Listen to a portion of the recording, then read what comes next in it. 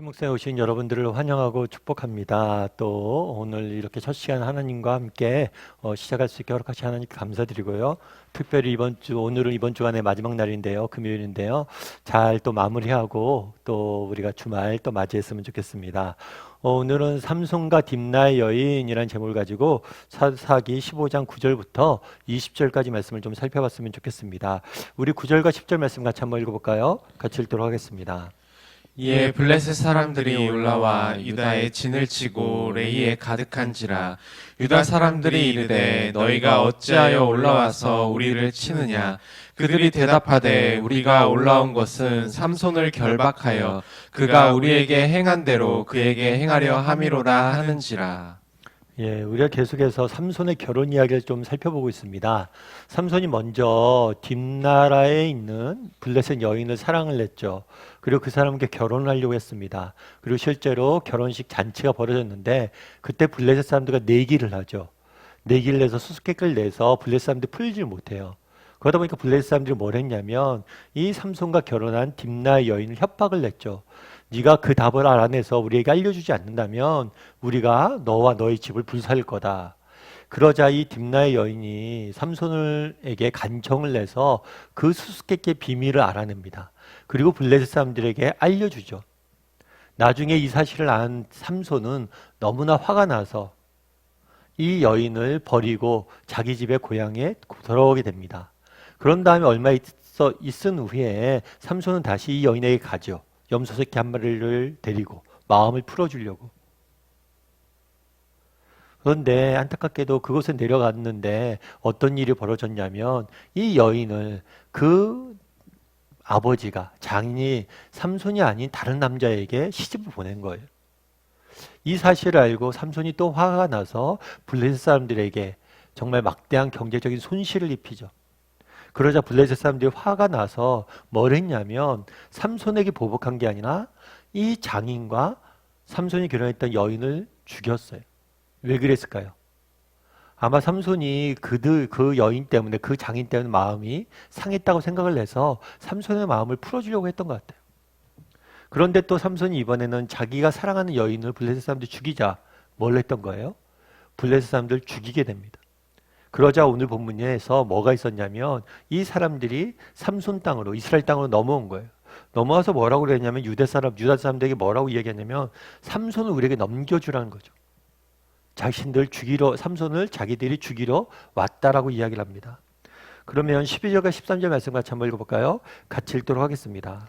그들이 삼손에게 이르되 우리가 너를 결박하여 블레셋 사람의 손에 넘겨주려고 내려왔노라 하니 삼손이 그들에게 이르되 너희가 나를 치지 아니하겠다고 내게 맹세하라 하매 그들이 삼손에게 말하여 이르되 아니라 우리가 다만 너를 단단히 결박하여 그들의 손에 넘겨줄 뿐이요 우리가 결단코 너를 죽이지 아니하리라 하고 새 밧줄 둘로 결박하고 바위 틈에서 그를 끌어내니라. 예, 블레셋 사람들이 와서 뭘 했냐면 유대 사람들한테 협박을 한 거예요. 너희 삼손을 우리에게 넘겨주지 않으면 우리가 뭘 할 거다? 너희를 괴롭힐 거다. 그럼 생각해보면 그런 거죠. 블레셋 사람들이 그렇게 많은 수가 왔잖아요. 그럼 직접 삼손을 잡으면 되는데 굳이 유대 사람들한테 결박해서 넘겨달라고 그래요. 왜 그랬을까요? 그만큼 삼손이 힘이 세기 때문이죠. 자기들이 직접 삼손을 대항할 수가 없는 거예요. 그러다 보니까 유다 사람들한테 너희가 넘겨달라고 결박해서 넘겨달라고 붙잡아서 넘겨달라고 요청을 한 거죠. 그럼 유다 사람들 입장에서는 그렇잖아요. 아니 이 사람들이 삼손을 이길 힘이 없어서 자기들한테 부탁하는 거잖아요. 그럼 삼손과 힘을 합쳐서 블레셋 사람들과 맞서면 되잖아요. 그런데 그렇게 싫은 거예요. 이미 이들은 민족의 정체성도 이미 잊어버렸고 블레셋 사람들과 어울려서 그들과의 좋은 관계 속에서 주어지는 유익들을 누리며 살길 원했던 거예요. 그래서 이 사람들이 뭐라면 삼손, 사사인, 자신들의 지도자인 삼손을 뭐라는 거예요? 묶어서 파는 거예요. 그러면서 그런 얘기를 하죠. 우리는 너를 죽이지 않을 거다. 다만 너를 넘겨줄 뿐이다. 오늘 이런 유다 사람들의 모습 속에서 우리는 또 한 가지 그림을 볼 수가 있죠. 어떤 그림을 볼 수가 있어요? 예수님을 로마 군인에게 넘겨주는 유다 사람들을 보게 되는 거죠. 참 안타까운 일이에요. 자신들의 지도자를 정말 적군의 손에 넘겨주는. 그럼 그 다음에 어떤 일이 있었을까요? 14절과 15절 말씀 같이 한번 읽어볼까요? 같이 읽도록 하겠습니다. 삼손이 레이의 이름에 블레셋 사람들이 그에게로 마주 나가며 소리 지를 때 여호와의 영이 삼손에게 갑자기 임하심에 그의 팔 위에 밧줄이 불탄 삼과 같이 그의 결박되었던 손에서 떨어진지라. 삼손이 나귀의 새 턱뼈를 보고 손을 내밀어 집어들고 그것으로 1000명을 죽이고. 오늘 보니까 삼손이 블레셋 사람들에게 넘겨줬잖아요. 결박이 된 채로. 그런데 갑자기 어떻게 됐다고 했어요? 하나님의 영이 삼손에게 임했다고 그랬어요. 그러니까 삼손이 힘이 세져서 뭘 풀었어요? 밧줄이 불탄 삼과 같이 그의 결박되어 있던 손에서 떨어진지라. 결박되어 있는 걸 다 풀어버리죠. 그런 다음에 뭘 했어요? 나귀의 새 턱뼈로. 나귀의 턱뼈가 있었던 것 같아요. 그걸 가지고 블레셋 사람들을 몇 명을 죽였어요? 1000명을 죽였다라고 되어 있습니다. 블레셋 사람들의 손에 잡혀있던 삼손을 하나님께서 은혜를 베푸신 거죠. 그래서 그에게 새 힘을 주셔서 그가 뭘 한 거예요? 블레셋 사람들 1000명을 죽이는 모습들을 보게 됩니다. 참 여러분들은 어떠세요? 이렇게 블레셋 사람들을 죽이는 삼손의 모습 속에서 무엇을 느낍니까? 사실 오늘 본문을 보면 삼손은 굉장히 적일하죠. 삼손은 굉장히 많이 우리가 삼손 이야기에서 보면 늘 블레셋 사람들을 뭘 해요? 블레셋 사람들 대적하고 블레셋 사람들 이기고 블레셋 사람들 싸워서 승리하는 모습들을 보게 돼요. 그런데 안타까운 것은 계속해서 삼손이 블레셋 사람들과 싸워서 이기고 승리하는데 삼손의 모습 속에서 여러분들은 무엇을 느끼세요? 우리 18절과 19절 말씀 같이 한번 읽어볼까요? 같이 읽겠습니다. 삼손이 심히 목이 말라 여호와께 부르짖어 이르되 주께서 종의 손을 통하여 이 큰 구원을 베푸셨사오나 내가 이제 목말라 죽어서 할례 받지 못한 자들의 손에 떨어지겠나이다 하니 하나님이 레이에서 한 우묵한 곳을 터뜨리시니 거기서 물이 솟아 나오는지라. 삼손이 그것을 마시고 정신이 회복되어 소생하니 그러므로 그 샘 이름을 에낙고레라 불렀으며 그 샘이 오늘까지 레이에 있더라. 삼손이 1000명을 이제 새나귀로 죽였잖아요. 죽인 다음에 이렇게 얘기하죠. 주께서 종의 손을 통하여 이 큰 구원을 베푸셨으나 이제 내가 목말라 죽게 되었다. 목이 굉장히 말랐던 것 같아요. 그래서 물을 달라고 하나님에게 기도하는 모습을 보게 됩니다. 그런데 재밌는 건 뭐냐면 여기 하나님께 부르짖어 이르되 라고 되어 있잖아요. 그런데 삼손 이야기에서 처음으로 하나님 앞에 기도하는 모습이 나와요. 이전까지 삼손이 중요한 사건들이 경험을 했잖아요. 딥나의 여인과 결혼을 하거나 여러 가지 일들이 있는데 한 번도 하나님께 기도하지 않아요. 그런데 처음으로 여기서 하나님께 기도하는 장면이 등장을 하게 되는 거예요. 삼손은 그 당시 이스라엘의 사사였어요.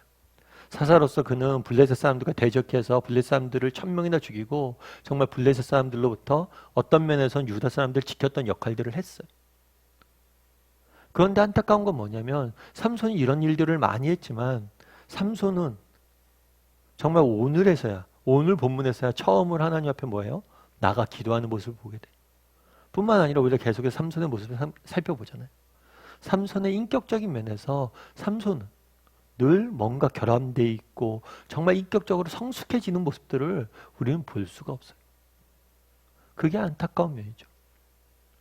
다르게 말하면 삼손은 사사라는 직책은 잘 형성했을지 몰라요. 그럼에도 불구하고 뭘 하지 못했던 거예요? 하나님과의 깊은 관계를 맺거나 아니면 정말 인격적으로 영적으로 성숙해지는 그런 것들을 맛보지 못한 경우들이 못했다는 거죠. 여러분 그러면 우리는 어떠냐는 거예요. 우리는 어떨까요? 제가 예전에 이제 사랑의교회에서 사역을 할 때 옥하는 목사님 모시고 이제 부교육자로 사역했는데 가끔 옥하는 목사님께서 우리 부교육자들이랑 훈련원에 있는 부교육자들이랑 회의하실 때가 있었어요. 그럴 때 늘 가끔 이야기하는 게 있었는데 뭐 어떤 얘기를 하냐면 야 니네 요즘 기도는 하냐? 말씀은 보냐? 이렇게 이야기하시더라고요. 그래도 목사들인데 다 교육자들인데 다 기도하고 말씀 보죠. 그러면 꼭 한마디 덧붙이는 게 있었어요. 가르치려고 하지 말고 너희 자신의 영혼을 위해서 기도는 하고 말씀 보냐 이런 이야기를 하셨어요. 참 제가 개인적으로 마음이 굉장히 많이 와닿더라고요. 사실 목사잖아요. 목사기 때문에 내가 늘 하나님 말씀 전해야 되고 기도해야 되고 늘 해야 돼요. 그런데 그런 것들이 어떤 내 일로서 그것들을 할 수 있다는 거예요. 종교적 활동으로서 할 수 있다는 거예요. 그런데 정말 내가 하나님과 깊이 교제 나누고 정말 하나님과 깊이 만나고 정말 하나님 앞에서 정말 내가 그 하나님 주시는 은혜를 맛보고 이런 개인적인 만남의 시간들이 있냐고 물으신 거죠. 오늘 삼손을 보세요. 삼손의 이야기는 우리가 너무 많이 알잖아요. 그가 너무 많이 분주하게 다니고 이것하고 저것하고 일을 너무 많이 해요. 그런데 정말 그가 하나님과 깊이 만나고 하나님과 깊이 만나는 교제 가운데 인격적 성숙이나 하나님 주시는 은혜를 맛보고 있느냐? 라는 측면에서 우리가 의문이 드는 거죠. 우리도 마찬가지예요. 우리도 종교적 활동들을 할 수가 있겠죠.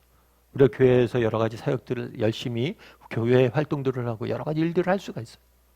그런데 정말 내가 하나님과 깊이 만나는 시간들이 있냐는 거예요. 뿐만 아니죠. 우리가 세상 속에 살잖아요. 세상에 살다 보면 얼마나 분주해요. 정말 우리가 해야 될 일이 얼마나 많아요. 가족을 섬기고 세상을 섬기고 내가 할 일들은 너무 많아요.